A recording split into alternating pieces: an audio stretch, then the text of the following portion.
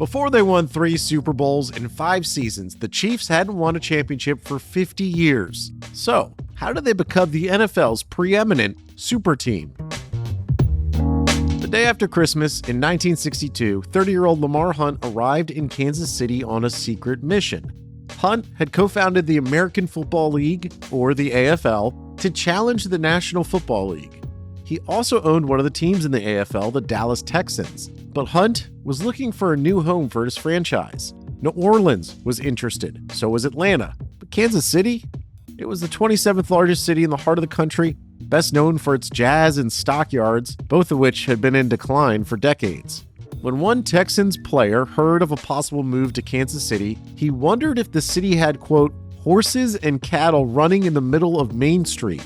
But Kansas City officials believed Hunt's football team could elevate the city's image. They offered a cheap stadium lease, a new practice facility, and most importantly, a promise that the entire deal would not become official unless the city sold 25,000 season tickets, more than double the previous AFL record for season tickets sold and 3 times the league average. Local businessmen sent their kids door to door to sell tickets. More than 13,000 season tickets were sold in just 5 weeks.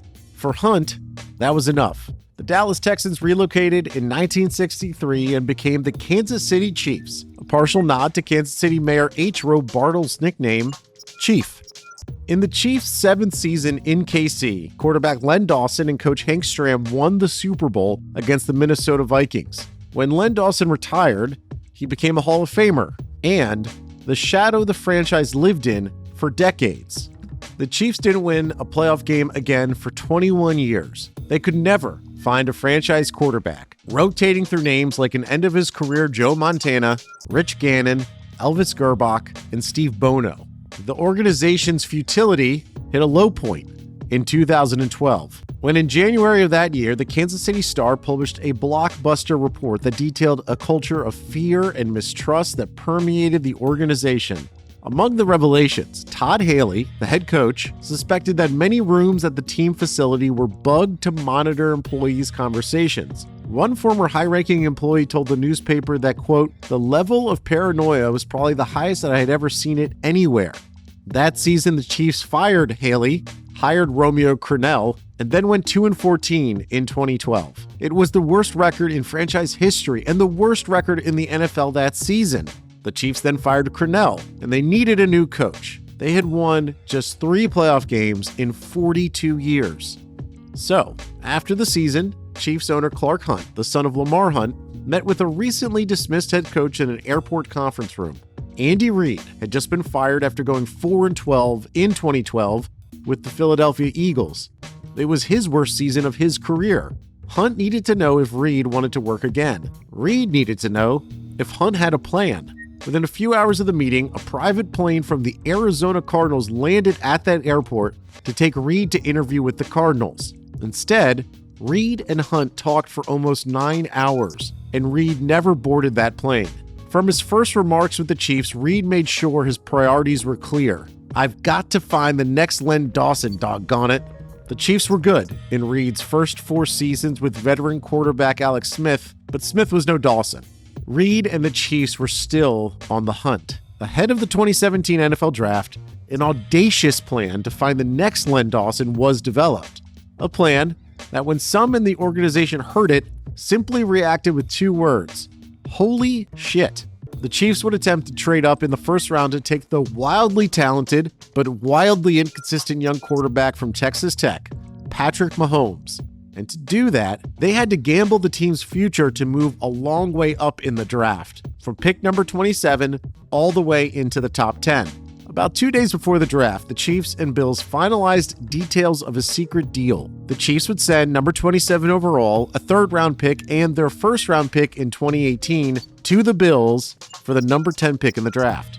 Now, there was no guarantee that Mahomes would fall to the 10th pick. There were 3 teams in the top 10, the Browns, Bears, and Chargers, that were hungry for quarterbacks. The team picking 11th overall, the New Orleans Saints, were rumored to be heavily into Mahomes as well.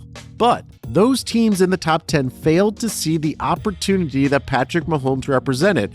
And when the Bills were on the clock at 10 overall, with Mahomes still on the board, They froze out the Chiefs, waiting for a better offer to come along. Luckily, it never did, and the Bills took the deal from the Chiefs, who then took Patrick Mahomes. Now, as a rookie, Mahomes sat for a year behind the team's starter, Alex Smith. The Chiefs, following a winning season with Smith in the lead that year, decided to trade their veteran signal caller to make way for Mahomes. It was a confusing move, but soon the rest of the NFL would learn why.